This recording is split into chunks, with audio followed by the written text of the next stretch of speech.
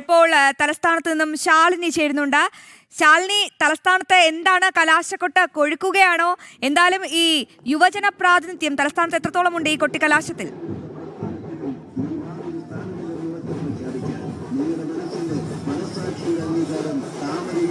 Actually നമ്മളിപ്പോൾ ദൃശ്യങ്ങളിൽ കാണുന്നത് കൊടുങ്ങല്ലൂരിലെ NDA സ്ഥാനാർത്ഥി PV രാജേഷാണ്. തൊട്ടടുത്ത് തന്നെയായി CPM-ന്റെ സ്ഥാനാർത്ഥിയുണ്ട്, അതിന്റെ തൊട്ടടുത്ത് തന്നെയായി കോൺഗ്രസിന്റെ സ്ഥാനാർത്ഥിയുണ്ട്. അങ്ങനെ 3 സ്ഥാനാർത്ഥികളും നേർക്ക് നേർ പോരാടുന്ന ഒരു മണ്ഡലം അല്ലെങ്കിൽ ഒരു വാർഡാണ് കൊടുങ്ങല്ലൂർ. അവിടെ 3 സ്ഥാനാർത്ഥികളും ഈ കലാശക്കൊട്ടിൽ ഒരുമിച്ച് ഒരു സംഗമ സ്ഥലത്തെത്തി അവർ ശക്തി പ്രകടനം നടത്തിക്കൊണ്ടിരിക്കുകയാണ്. ആ ദൃശ്യങ്ങളാണ് നമ്മളിപ്പോൾ കണ്ടുകൊണ്ടിരിക്കുന്നത്.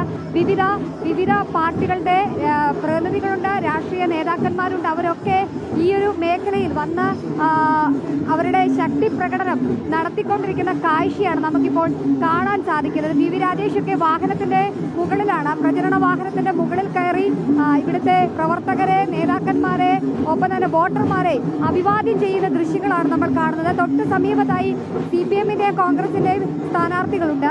ഈ ഒരു മേഖല മുഴുവൻ ഒരു പക്ഷേ കുറച്ച് മേൽക്കോയ്മ BJPക്കുണ്ട് എന്ന് തന്നെ പറയേണ്ടിയിരിക്കുന്നു. BJPയുടെ ഈ ഒരു പ്രവർത്തകർക്കൊപ്പം കൂടുതലും യുവാക്കളാണ്, പെൺകുട്ടികളാണ്, സ്ത്രീകളാണ് എന്നുള്ളതാണ് ഏറ്റവും ശ്രദ്ധേയമായിട്ടുള്ള കാര്യം. വളരെ സ്റ്റൈലിൽ ഗ്ലാസ് ഒക്കെ വെച്ച്, കൂളിംഗ് ഗ്ലാസ് ഒക്കെ വെച്ചാണ് PV രാജേഷ് ഇവിടെ പ്രവർത്തകരെ അഭിസംബോധന ചെയ്തതും പ്രവർത്തകരെ കാണുകയും ഒക്കെ തന്നെ ചെയ്ത്. അല്പസമയം മുമ്പ് ജനൻ TVയോട് PV രാജേഷ് പ്രതികരിച്ചിരുന്നു. 60 സീറ്റിലധികം കിട്ടിക്കൊണ്ട് വിജയ പ്രതീക്ഷയാണ് NDA ക്യാമ്പുകൾക്കുള്ളത്. അതേ ആത്മവിശ്വാസം തന്നെയാണ് PV രാജേഷും പങ്കുവെക്കുന്നത്. അത്രയധികം സന്തോഷം, അത്രയധികം ആത്മവിശ്വാസം NDA ക്യാമ്പിന് ഉണ്ട് എന്നുള്ളതാണ്. ഇനിയിപ്പോൾ വളരെ ചുരുക്കം സമയം മാത്രമാണ് ഉള്ളത്. 5:35 ആയിരിക്കുകയാണ്. വളരെ ചുരുക്കം സമയത്തിനുള്ളിൽ തന്നെ കൊട്ടിക്കലാശം അത് പൂർത്തീകരിക്കും, പരസ്യ പ്രചരണം അവസാനിക്കും. അതിന് മുന്നോടിയായി പരമാവധി ശക്തി പ്രകടനം കാഴ്ചവെക്കുക, പ്രവർത്തകരെ കാണുക, ഒപ്പം തന്നെ ഓരോ വോട്ടും സ്വന്തം അക്കൗണ്ടിലേക്ക് ലഭ്യമാക്കുക എന്ന വലിയ ഉത്തരവാദിത്തമാണ് ഈ മണിക്കൂറിൽ PV രാജേഷും സംഘവും നടത്തുന്നത്.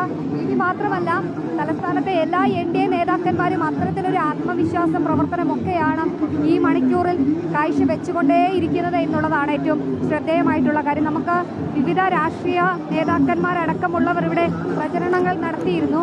ആ പ്രചരണത്തിലൊക്കെ വളരെയധികം ശക്തി പ്രകടനങ്ങൾ അവർ പങ്കുവച്ചിരുന്നു, ആത്മവിശ്വാസം പങ്കുവച്ചിരുന്നു. പ്രാദേശിക വിഷയങ്ങൾ മാത്രമല്ല, ഇത്തവണ തദ്ദേശ തെരഞ്ഞെടുപ്പിൽ ചില സുപ്രധാനമായിട്ടുള്ള രാഷ്ട്രീയ വിഷയങ്ങളും ചർച്ചയാവുകയാണ്. പ്രത്യേകിച്ച് ശബരിമലയിലെ സ്വർണ്ണക്കവർച്ച അടക്കം ചർച്ച ചെയ്യപ്പെടുന്ന ഒരു തദ്ദേശ തെരഞ്ഞെടുപ്പായി ഇക്കുറി തെരഞ്ഞെടുപ്പ് മാറിയിട്ടുണ്ട് എന്നുള്ളതാണ് ഏറ്റവും ശ്രദ്ധേയമായിട്ടുള്ള കാര്യം. കൂടാതെ തന്നെ പ്രാദേശികമായിട്ടുള്ള കുടിവെള്ള പ്രശ്നം, കൂടാതെ റോഡുകളുടെ ശോചനീയാവസ്ഥ, മാലിന്യ സംസ്കരണം അടക്കമുള്ള കാര്യങ്ങളിൽ വലിയ രീതിയിലുള്ള ചർച്ചകളും ഒപ്പം തന്നെ മുൻ ഭരണസമിതിക്കെതിരെ വലിയ രീതിയിലുള്ള വിമർശനങ്ങളും ഉയർത്തുന്ന ഒരു തെരഞ്ഞെടുപ്പായി ഈ ഒരു തെരഞ്ഞെടുപ്പ് മാറുന്നുണ്ട് എന്നുള്ളതാണ് ഏറ്റവും ശ്രദ്ധേയമായിട്ടുള്ള കാര്യം. ഇതൊക്കെ വോട്ടർമാരിലേക്ക് എത്തിക്കുക, ഒപ്പം തന്നെ വോട്ടർമാരുടെ വോട്ട് പരമാവധി അക്കൗണ്ടിലേക്ക് എത്തിക്കുക എന്ന വലിയ തീർച്ചയായും ശാലിനി, അത് തന്നെയാണ് മനസ്സിലാകുന്നത്. തലസ്ഥാനത്ത് ഇങ്ങനെ ആരവം കൊഴുക്കുകയാണ്. ഇനി നമുക്ക് ആലപ്പുഴയിലേക്ക്